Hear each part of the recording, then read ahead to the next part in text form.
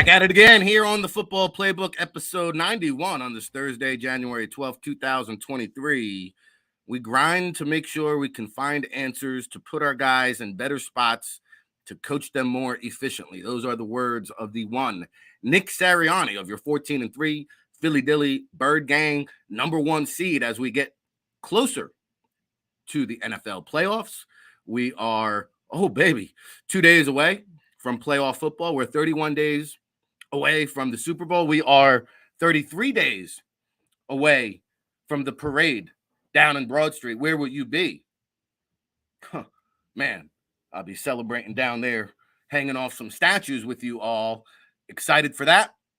Excited for the next 2 hours of straight power. Oh, boy.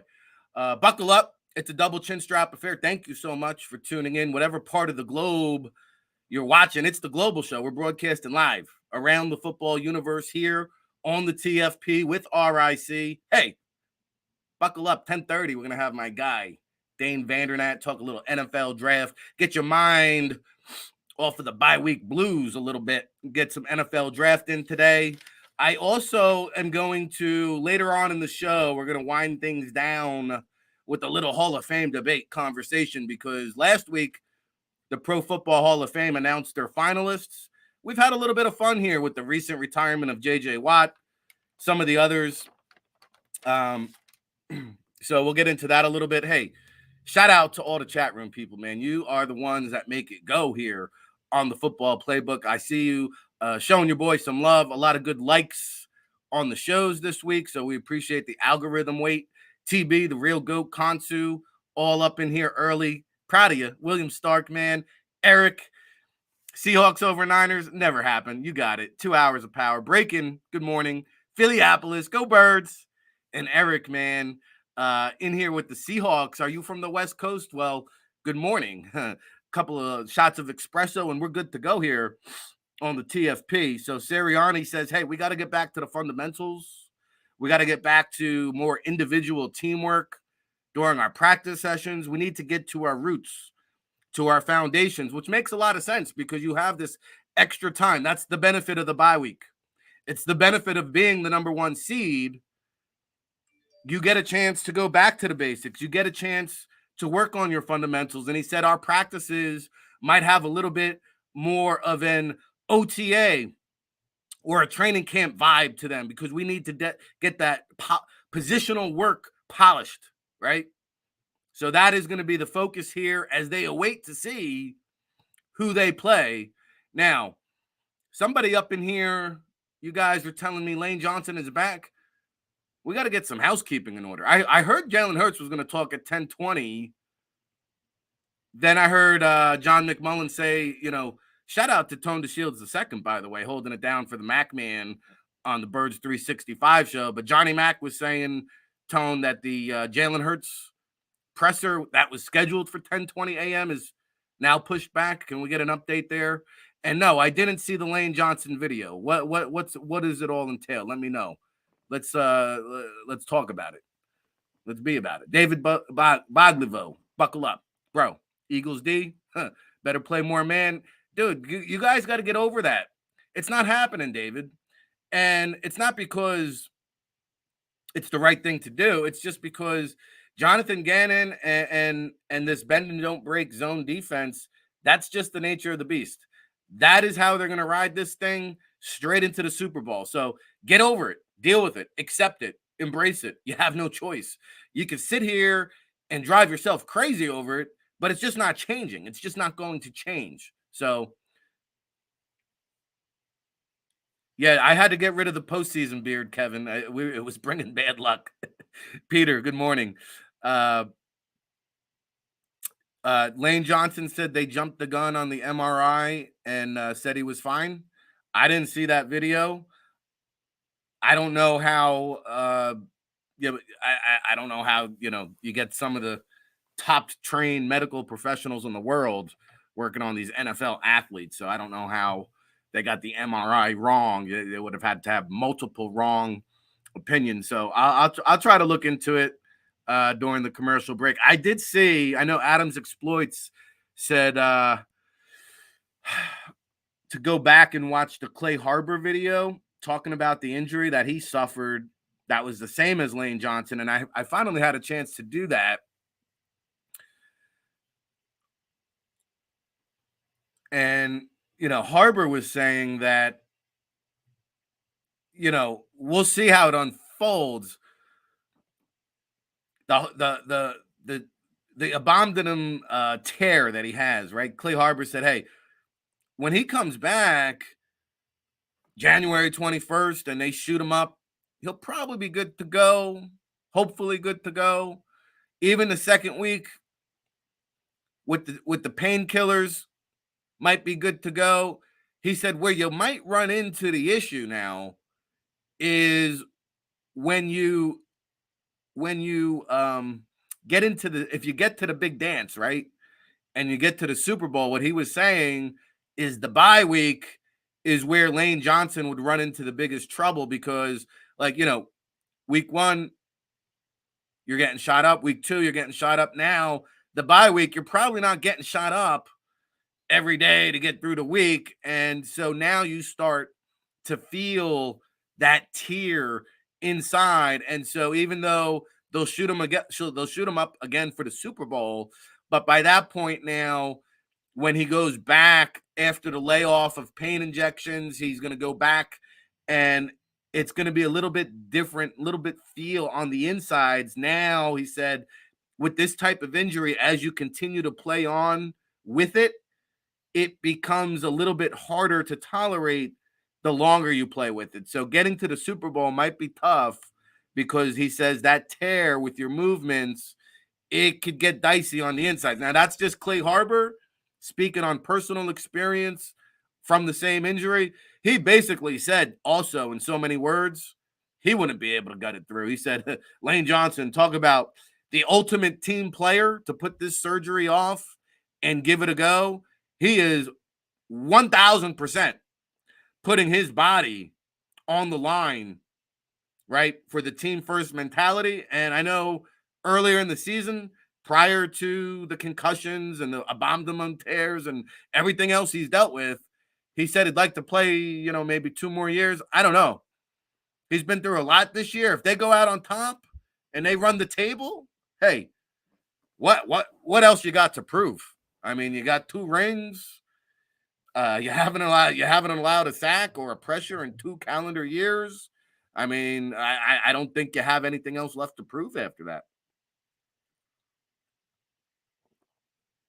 Buckle up. I see you all. David, Occam's razor, I should say. Go Sixers, William Stark. By the way, Occam's razor. I saw your comment. Thank you, by the way. Greatly appreciate that. Smash the like button while you're here, guys. Man, I never knew what Occam's razor meant. And so you pointed out the correct pronunciation.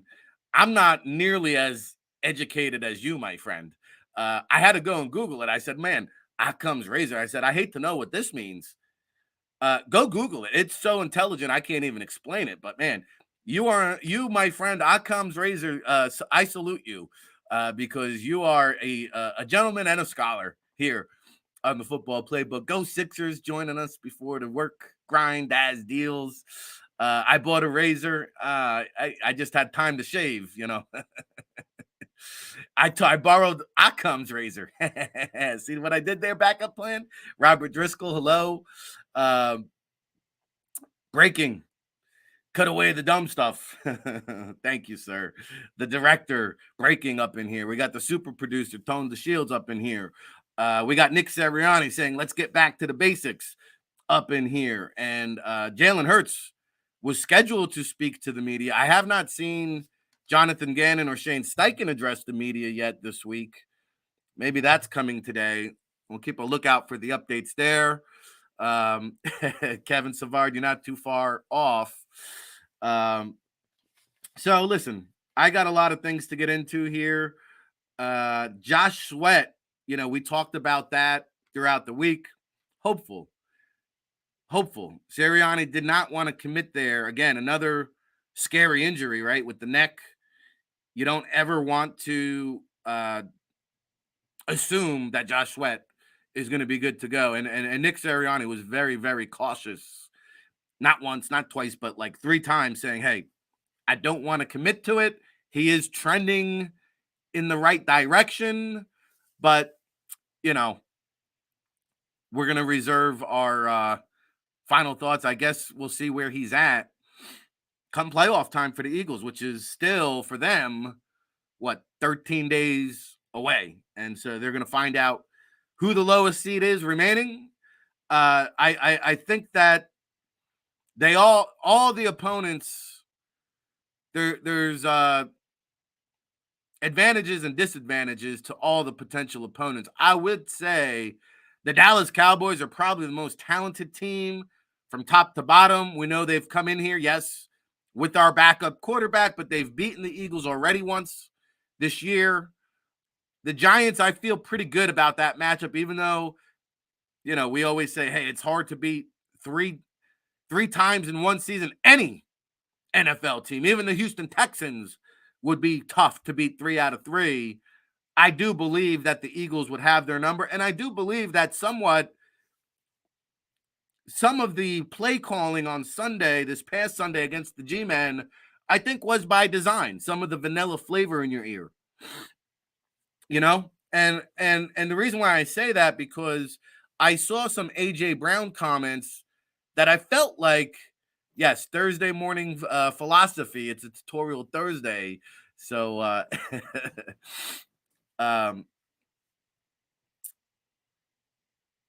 yeah, you guys are bringing the heat today in the chat room. I'll get to it. So with AJ Brown, his comments on Jalen Hurts, he said, listen, we went out there to win. We didn't do too much with the offense. It's, you know, now it's playoff time. It's grown man football time. Jalen will be ready. So to me, and some of the things that I've kind of heard and seen out there from some of the beat writers I do respect. A great article this morning, by the way, from our good friend, my favorite Martian, Martin Frank, had a great article on Jalen Hurts this morning. But from everything I've seen and heard, and I think Martin might have had this, was initially Sirianni wanted to have Gardner Minshew go out and clinch the deal, right? And listen, let's be honest. Minshew Mania failed to deliver as far as I'm concerned. So the goal was go wrap up. You know, what was it? The Saints, or who is that? Who was before the Saints that they dropped the ball? Minshew Mania failed to deliver. And so the goal was to clinch it and have Minshew Mania wrap it up against the Giants and give Jalen 5 weeks to rest. That was what the Eagles initially wanted to do. So it didn't work out that way. Now, to me, in a way, I thought it was good for Jalen to kind of test drive, right? Kind of like, driver's permit. See what he can and cannot do, and then adopt and adjust the playbook for the round 1 playoff game. Some interesting data now. Not a big data guy, but this is telling.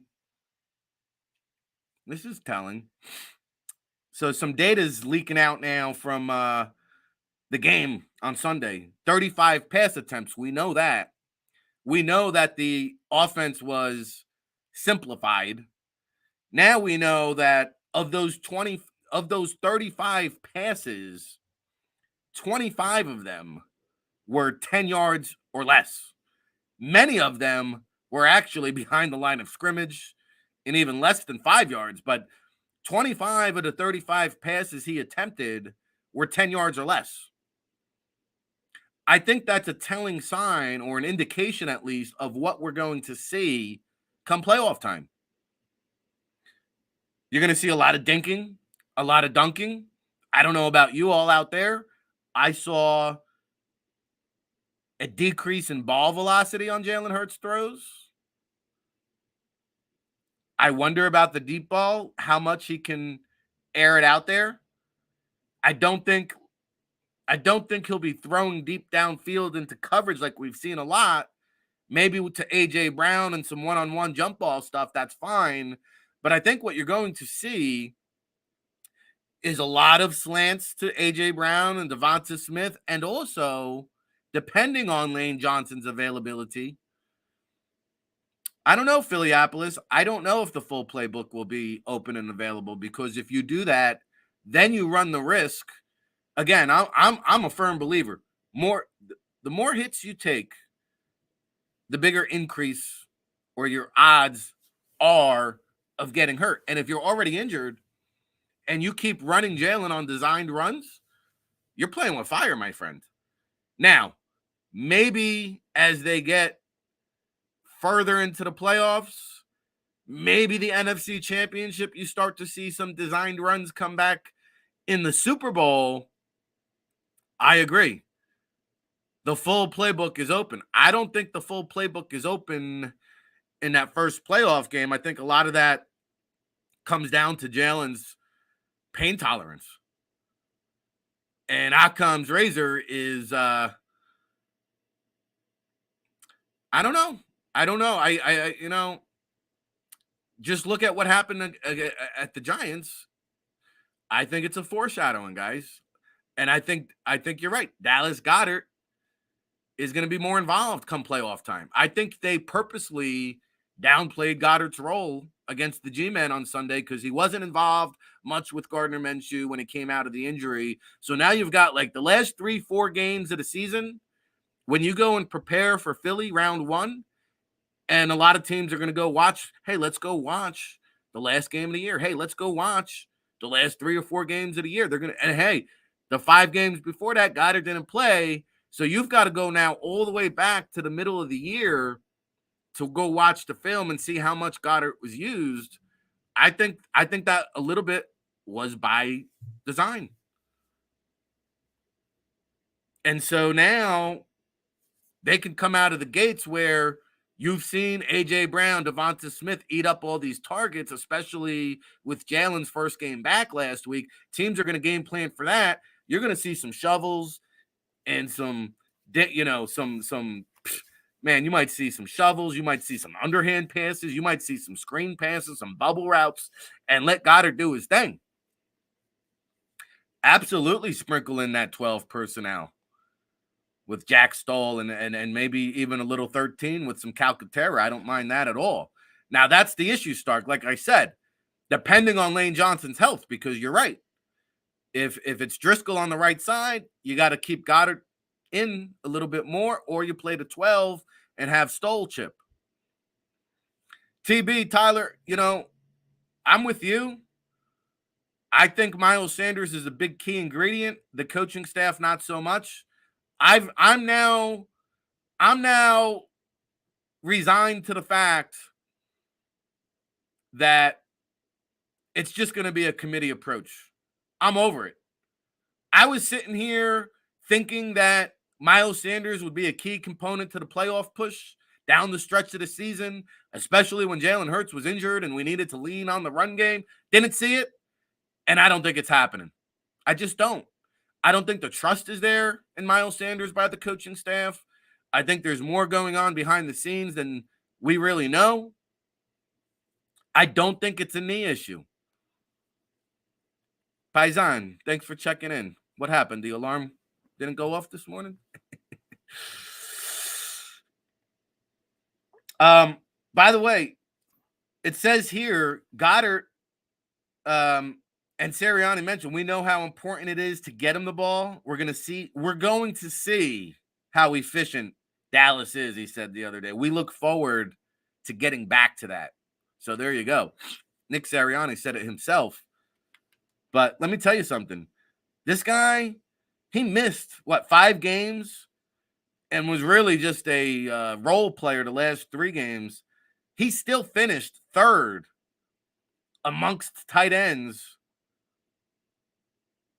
with 420 yards after the catch. This guy is a yak monster. This guy is a yak machine. And quite honestly, there's really not much of a difference. If you think about it, there's really not much of a difference between a designed run and a little move Goddard in motion, shovel pass, dink and dunk to Goddard and let him run. What's wrong with that? I might even dabble Goddard like as a H-back, fullback type of role. Like, let him line up in the backfield as a fullback, man, and just shovel him the ball and go. Like, it's not really that much different than a designed run from Hurts. Let Goddard take the hits. You feel me? And this one comes from our good friend Chris Franklin, who we're trying to get back on the show. It's just it's a hard time with the Eagles beat writers. Chris Franklin, good friend of the show, he had a breakdown with Goddard's targets that was interesting. So 35 of his targets have come on first down, 22 of his targets on second down, 11 targets on third down. So what's that mean? It means that they use Goddard early, and this is more in the first half of the season. Typically, first and second down, again, get the ball in Goddard's hands, let him pick up yardage. To me, that is how you get those manageable third downs if you're going to abandon the run game like they have. Hey, Phillypolis, man, I hope you're right. I hope you're right. But remember, this is a coaching staff that threw the ball 10 straight times with Jalen Hurts coming off an injury last week. So I don't know. I can't call the offense. Shane Steichen's keeping you guessing, I guess. All right, buckle up. Double chin strap affair. 2 hours straight power. You guys are bringing that fire out there in the chat room. Big shout out, Daz Deals, Richard Rosania, Ryan Dorn, Phillypolis, Kevin Savard. It's hard to keep up with you today. We got the chat room flowing. RIC is glowing. This is the premier Bird Gang community, quite frankly. If you're a diehard Eagles fan, if you're passionate about the game of football, if you love interacting and getting down on it with the chat room and everybody else here on the show, Tone the Shields behind the scenes, your boy RIC here at the Jersey Shore. We're broadcasting around the universe. Hey, where's my guy from Jakarta? Ryan, is that you? Are you out there? I saw Jakarta checking in this morning. I love it. We got New Zealand. We got Roswell, New Mexico. That might as well be another country, right? We got people from all over the continent tuning in here on the Football Playbook, our 91st edition. Hey, it's Thursday, January 12th, 2023. 31 days into the Super Bowl, 33 days until your parade down Broad Street, 105 days to the NFL draft. And when we come back, our guy, Dane Vandernat, Executive Director of the NFLPA Collegiate Bowl, of course, longtime Director of Pro Personnel for the Raiders, will join us after the commercial break. We'll talk about some of that college football championship, which wasn't much of a contest. And we're going to preview some of the talent coming out to Pasadena at the historic Rose Bowl, January 28th. Again, the 11th annual NFLPA Collegiate Bowl will broadcast live on the NFL Network, 6 p.m. Eastern. So we'll get into that after the commercial break. But first, smash that like.